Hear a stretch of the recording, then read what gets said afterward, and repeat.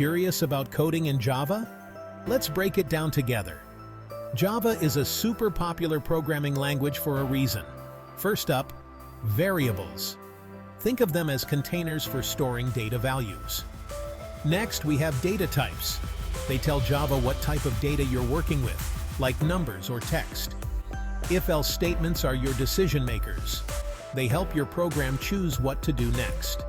Loops, like for and while, are your best friends for repeating tasks. Don't forget arrays.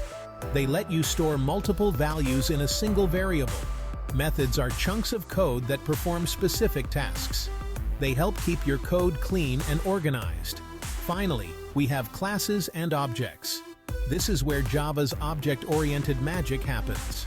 Think of classes as blueprints and objects as the actual houses built from those blueprints. Got all that? Great! You're now on your way to becoming a Java pro.